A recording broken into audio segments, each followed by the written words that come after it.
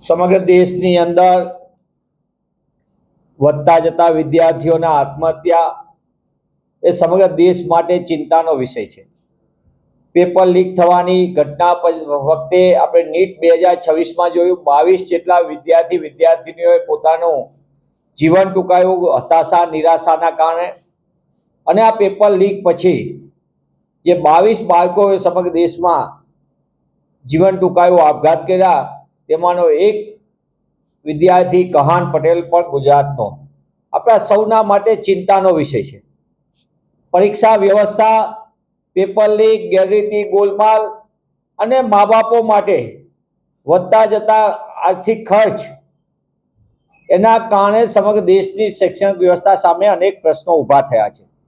ગુજરાતની અંદર છેલ્લા 3 વર્ષની અંદર એટલે કે 2022, 2023, 2024 જે એનસીઆરબીના ડેટા છે એ મુજબ 1899 જેટલા વિદ્યાર્થીઓએ આત્મહત્યા કરીને જીવન ગુમાવ્યું। એટલે કે દર 2 દિવસે 3 વિદ્યાર્થીઓ પોતાનું જીવન ટૂંકાવી રહ્યા છે। સમગ્ર દેશની અંદર જે આત્મહત્યાની ઘટના 2014 થી આપણે 24 સુધીના 10 વર્ષના જ આંકડા જોઈએ તો તેમાં પણ સરેરાશ જોઈએ તો દેશમાં 40 જેટલા વિદ્યાર્થીનીઓ આત્મહત્યા કરી રહ્યા છે। આપણા માટે ચિંતાનો વિષય એ પણ છે કે એક તરફ શિક્ષણનું સતત વધતું જતું વેપારીકરણ, વારંવાર પેપર ફૂટવાની ઘટના, એટલે કે છેલ્લા 10 વર્ષની અંદર 152 થી વધુ પેપરો ફૂટ્યા હોય, 9 કરોડ જેટલા વિદ્યાર્થી અને એના પરિવારો આ વ્યવસ્થાનો ભોગ બન્યા હોય તેવા સંજોગોની અંદર સરકાર માત્ર વાતો કરે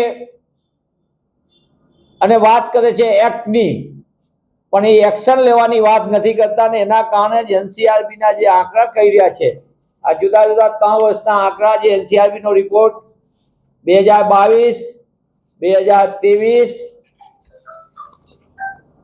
અને 2024 આ ત્રણેય વસ્તુ કહી રહી છે કે આ બાળકોના આત્મહત્યામાં સતત વધારો થઈ રહ્યો છે।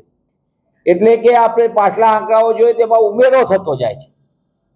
એટલે કોંગ્રેસ પક્ષ તરીકે અમારી માંગ છે, આ સમગ્ર દેશ માટે ચિંતાનો વિષય છે। જેના પરિવારમાંથી બાળક આત્મહત્યા કરી જીવન ટૂંકાવે પરિવારની મનોદશા સમજવી જોઈએ। વર્ષો સુધી એની અસર રહેતી હોય છે પરિવાર ઉપર, અને એવા સંજોગોમાં આ માત્ર સમાજની કે કોઈ એક પરિવાર પૂરતી નથી હોતી પણ આ સમગ્ર સરકારની નિષ્ફળતાનું વળવું ચિત્ર બતાવે છે।